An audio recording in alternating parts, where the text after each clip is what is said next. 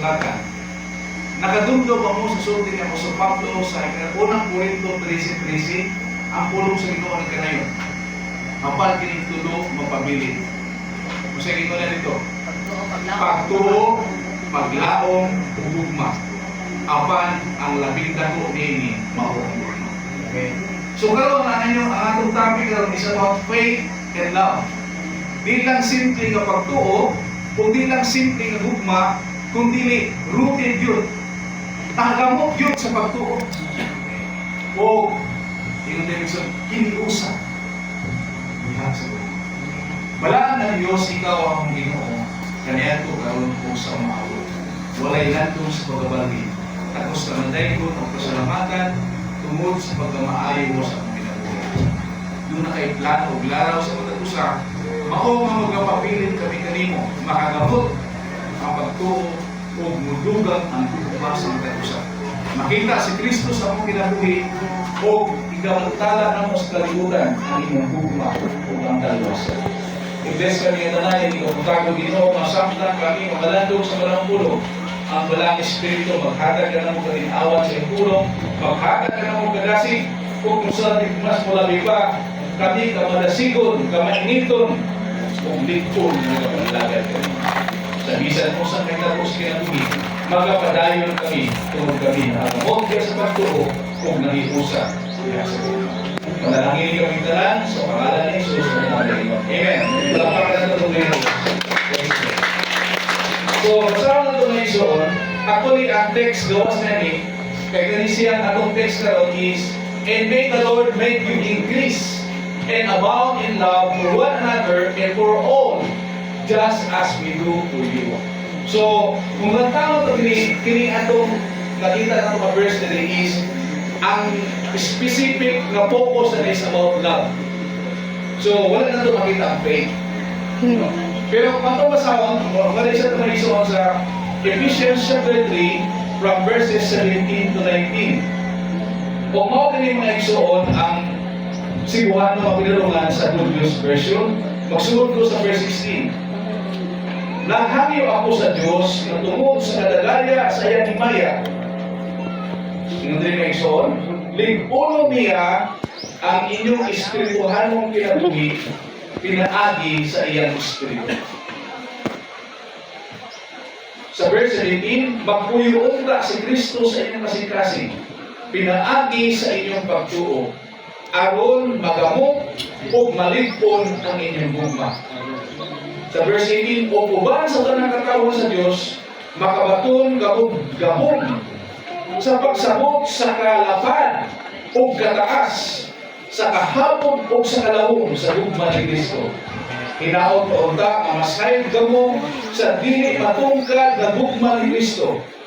O sa inyo niya makinabuhi ninyo ang ginaiya sa Diyos. So, ako nilipili, related man ni siya, doon na siya yung correlation, ang sulat ng Apostol Pablo sa Thessalonica o sulat ng Apostol Pablo sa Efeso. Ako lang nilipili, tungkol kay babat, makita na ito na verses may igsoon ang pagtuo umuma. Ditutukan yun ni mga igsoon that we need to be rooted in faith and united or even strengthened by love. Giligkon diya sa pagtuo, diya sa umuma. So, nini kapuntagon na igsoon, tugutin ninyo ako sa pag-share na ninyo about the historical background nga nasulat man din ni Apostol Pablo or the context o sa purpose inungdan nga nasulat din ni Apostol Pablo. Una, sa diyan nagsulat si Apostol Pablo nini siya piniliso. Siya ay ang prisoners of Christ na gibilanggo ako tungod ni Kristo. Tungod gisabyaw ko ang ayong balita. Magpasabot ni Igsoon, makita nato nga si Pablo, ipakita niya sa epinabuhi nga, he is rooted in faith, nagamot sa pagtuo. Kaya bisan siya piniriso, nakapadasig, nakapaligpon, o nagsulat yapon siya sa mga kaiglesiyanan, aron na magpadayon siya sa pagtuo o mahiusap sa pagtuo. Isa man tayo niyo may mga preso ng ganahan yapon na mga lagas dito. Diba? Hirap kalanggan ko sa dito. Diba? Ano atong piling? Labi nang magkalisod-lisod ka, may mga kalisdan na sa kinabuhi. Di na ganahan siguro na ay lego nini kanato ako ikaw na kung doon na tayo problema, sino ba? Kung doon na tayo mga kanang trouble sa itong kinabuhi, mahimo nga muna ko sa kapalagan. Apan sa to sa Pablo nga nagsulat niya, ipakita niya sa kinabuhi nga siya nakagamot yun sa Pablo.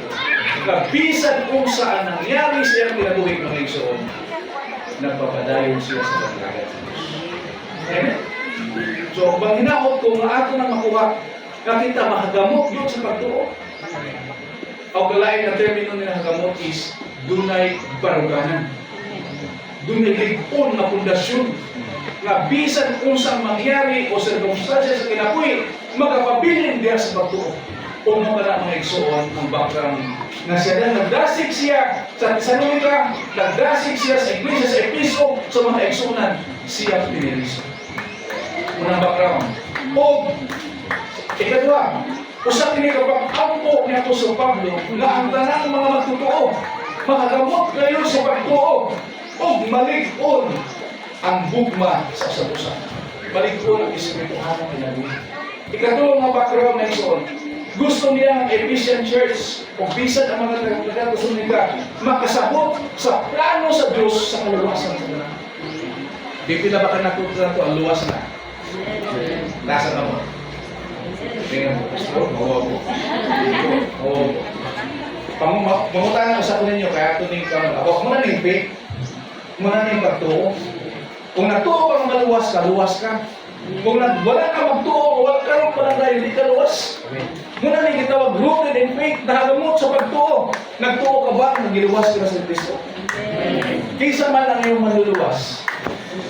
Naluwas ka na. Bantik pa. Huwag pa sa huwag mo gidawat si Kristo, gituwa, kasi ay manluwas. Mukha na ang kasagaran ng batian na ito. May tuwa ko kang Kristo bilang Ginoo ako, o manluluwas na akong ginabuhi. Luwas na? Di ba? Ikaw siya? Huwag mo daw ka tuwi siya na, Ginoo manluluwas nito. Sige na tayo mo, kasi yung manluwas si Kristo. Giluwas na ba ta ni Kristo? Opo, luwas na, di pa.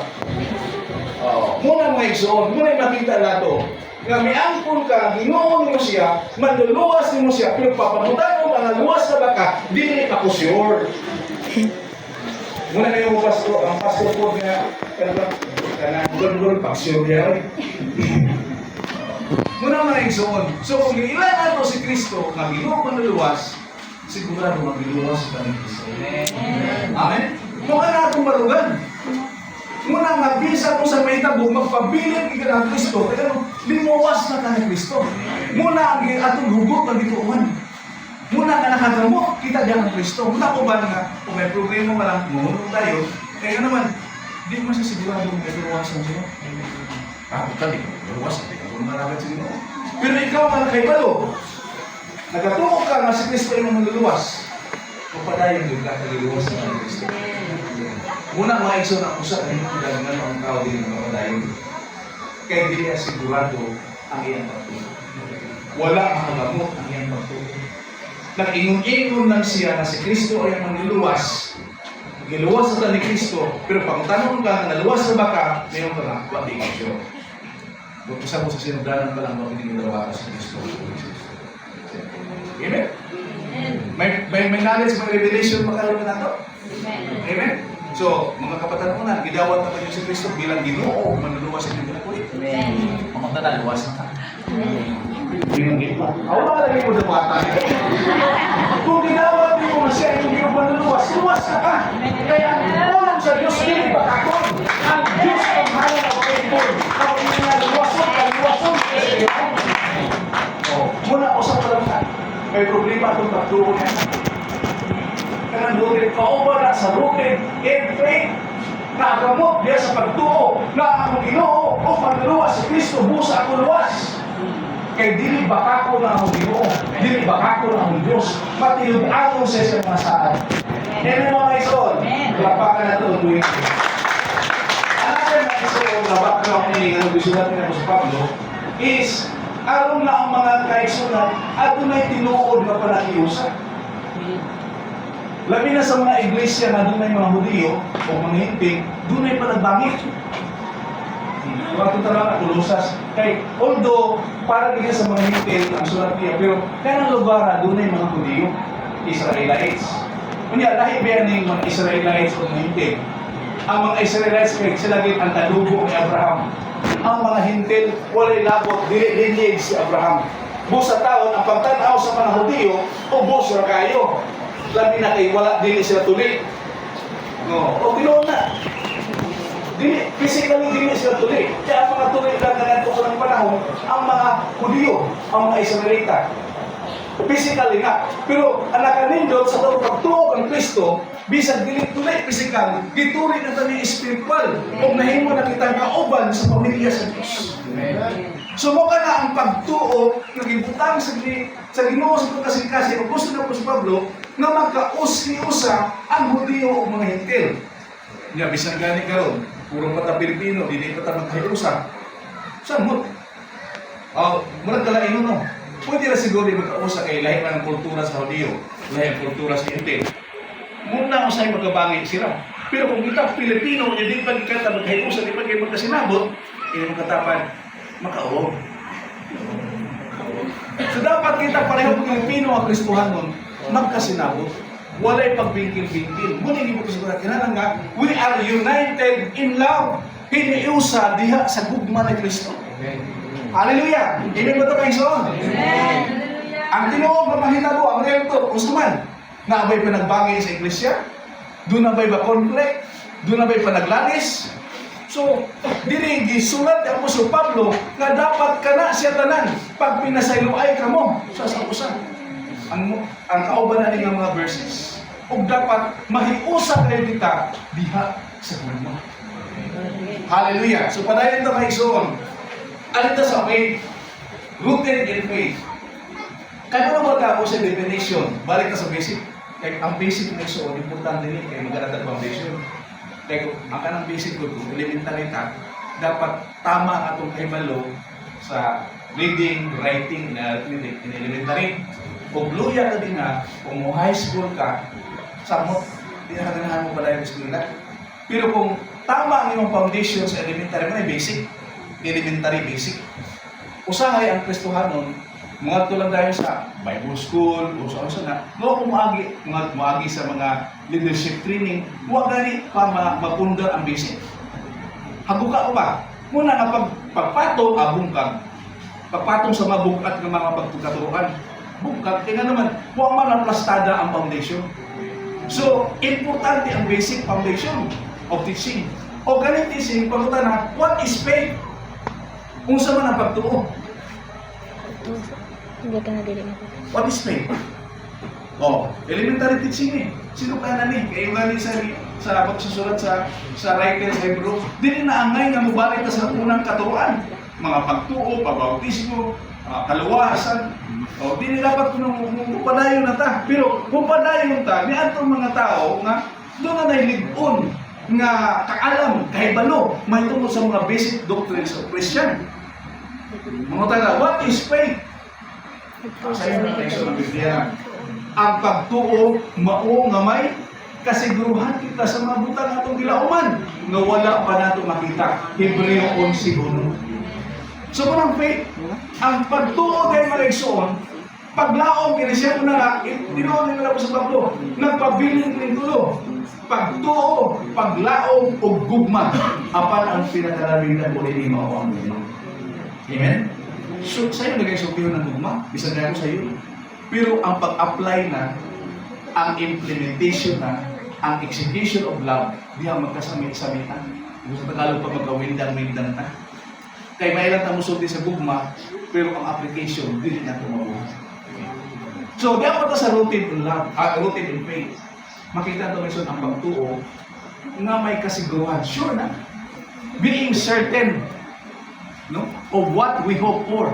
Sigurado. Kung sa may gilauman niyo may Igsoon, gilauman ba ninyo ang linawas sa kita ni Kristo? Gilauman ba ninyo ang kamo anak na sa Diyos? Ituuhan ba nato na siya? Ang inyong mga pag-ampo, gilauman ba ninyo ang inyong mangkon? So, mukha na ang pagtuo. Sa ka na ang pagtuo. Naglaom ta nga maangko na to ang mga butang na atong gilauman. Nga wala na to makita. Isa may mga natog langit. Usa lang sa mga singko. Bisa may mga igsuon nga kana ang nagatuo mga igsuon nga ang imong pamilya, ang imong igsuon mahimong madala nimo sa Ginoo. Nagtinguha ba tayo na? Amen. Maangko na ito na because of Him. Hallelujah. Amen? So, pili na ito nga siya laoman. Tungod naglaong, nag-iampo na ito. I-pray na ito, Lord. Tungod sa pagtuo, maangko na ito ang mga buntag. Nga bisag tuo, wala pa na ito kita. Why ka siguruhan, preba? Sigurado ko kita, we are certain of things we hope for. So, muna makita ito may igsoon. So, pangutan na, di magigan na pagtuo. Ang tinuod na pagtuo, di magigan. Si Pastor Agit, basta mapasal, matubang mo gina. Pero kami mga bata noon, asa mo na ubasa nga ang pagtuo nagikan sa pagbamati sa mensahe ni Kristo. Mga simple na kayo na siya, mga basic siya. Pero kinahanglan na ito, muna yung foundation na ito. Nga nga dili kita mo atras, mapadayon ko sa pag-alagad, tungod na sayra na ito, ang pulong sa Diyos patuon, o ang pulong sa Diyos balaan, o makabalaan sa mga tao, mamutuo, budawat, o musunod ni. Kung sa inyo sa balang kasulatan, ang pagtuo, nagagitan sa pamati sa mensahe ni Kristo. Romans chapter 10, verse 17. Faith comes from hearing, and hearing the word of God. Apan usao man ko na ito pagkapamati kung wala'y mensahero. Muna magpasalamat na sa mga tao na dunay nagmensahe ka na ito. Nag-message, nag-ibanghilyo. Magpasalamat tayo gamit siya sa Ginoo nga instrumento. Muna, kung kamo, gitawag sa Ginoo, we are rooted in faith, ligo ko sa pagtuo, mahimo ka ng mensahero. Dili man ito makashare kung what ay basic knowledge, basic information. Muna, gikinahanglan na ito. Mutubo ta kung lig-on na atong pundasyon. Dili kita mutubo, pirmingan ta na maulang gapon. Level 1 ng gapon. Kaya naman, kulang ta sa foundation. So muna mga iso, matalakay na ito na siya. Hallelujah. So, number 1. Nakuha na ito mga iso, no? What is faith? O kung saan na ito pag-angko ng pagtuo. Kung karon mga igsoon, kung may bago kang bisita karon mo una nga pagkabati mo sa mensahe ni Kristo. Nga ang pagtuo nagikan sa pagpamati sa Diyos. Dili kay sa pagpamati nga kanang gitawag ato na may faith nga traditional faith. Usa man ang traditional faith, pastor? Kanang gitawag ato nga faith handed down from generation to generation. Kanang pagtuo ba? Ingon ni mama, mo kuno niya ang pagtuo. Ingon ni papa, mo kuno niya ang simbahan. Dili ko. Mo ni siya, mo na gitawag nga pagtuo kagikan sa henerasyon. Nga kagikan sa atong apuhan, sa atong ginikanan, atong gituuhan. Wa ta makabasa o Biblia, wa ta makabati ang pulong sa Dios. Basta kay mo ni pagtuo ni lolo, ni lula, ni mama, muna ni ako ni karon. Sarado kandado ko, dili ko magpakamatay kay mo ni ako naman umayan. Dili na tinuod na pagtuo. Tungod ang tinuod na pagtuo, magikan sa pagpamati sa mensahe ni Kristo. Kung muna yung pagtuo, di ka manuwasan. Tungod na makaluwas ka na ito, mao ang pagtuo sa pulong sa mensahe ni Kristo. Amen mga igsoon, muna yung makaluwas. So, biyaan na ito itong pagtuo, na pagtuo ni lula, ni lulo, ni mama, ni papa. Hisunod lang ka, mura tabaog, buta, naguyod, buta. Yan na, ang kapara na ito mga igsoon. Busa karon, ang tinuod na pagtuo ay nagikan sa pagpamati sa mensahe ni Kristo. Amen? Pulong sa Diyos ang atong mabatian. O tungod yan ang magturok, ang pagtuo na ito. May tuo tagay nga doon na rin maniluwas ng mga Diyos. Ikaduhang punto mga igsoon. Una punto, faith in Christ is the root of our strong spiritual life. Ang pagtuo kang Kristo mao ang gamot sa atong lig-on nga espirituhanong kinabuhi. Amen? Ang pagtuo kang Kristo lang. Nga naman, walay laing nga ngalan naghihatag ng silong sa langit nga sarang makaluwas sa tao. Buhat 4:12. O si Jesus ingon, ako ang dalan, gusto na ako i-share kay may mga bago karon. Ako ang dalan, ang kamatuoran o kinabuhi. Walay makaadto sa mahan kung dili mo ang Kristo. Dito sa may suon, si Kristo ang dalan, si Kristo ang kamatuoran, o si Kristo ang kinabuhi. Dili ang simbahan, dili ang relihiyon, si Kristo. Isa may gidawat ni mo karon, ang simbahan o si Kristo. Kung simbahan ang imong gidawat, dili na makaluwas na. Kay di ang simbahan dili mo ang dalan. Dili ang kamatuoran o kinabuhi. Sumaka lang nga dunay wrong faith. Mali ang pagtuo o dunay tama nga pagtuo. O ang tama nga pagtuo diha ang Kristo. Muna ang kalig-on na to. Magkaroon kalig-on sa itong espirituhan ng kinabuhi. Kaya itong pagtuo na punting kang Kristo o dili sa simbahan. Ngayon deta, mabita na nga, di ko biya kayo mo itong simbahan. Para mag-anak. O diha ka, mamatay ka. Magpakamatay ka sa simbahan. Asa ka pala. Pero kung si Kristo ang hindi na, makapatod ka dito. Amen na iso? Hallelujah. Basic siya mga iso, pero important ina. Muna kung ang tao makasabot yan na si Kristo di ay akong giangkon sa akong kinabuhi, di na kamubiya ang Kristo. Muna giinom mga igsoon ni Kristo sa John chapter 6, mubiya ba usap ka mo kanako? Kaya nga naman, si Kristo ang maayong magtutudlo. Maayo siya mga igsoon o walay makalabaw kaniya. Pero kabalo mo sa chapter 6, verses 6 sa John, gibiyaan siya sa kadaghanan sa mga tinunan. Ang ba mga tao, mabiyan na natin dyan, uy, batihan na pastor, ako gibiyaan. Hindi. Bisan ka si Kristo, gibiyaan siya sa kadaghanan. O musa sa 12 ninyo si Kristo, mubiya ba usap ka mo kanako? Busa may tubag si Pedro, may siya, Ginoo. Nga mo biya mga nabi kanimo? Kaya naatan mo ang kinabuhi. Naalatan mo ang kinabuhi. Kaya naman, sa tinuod siya, si Kristo ngayon, ako ang kinabuhi. Ako ang dalan o kamaturan. So, may makita ito may isoon na kung napundar ta at pagtukang Kristo, sigurado makagamot kita.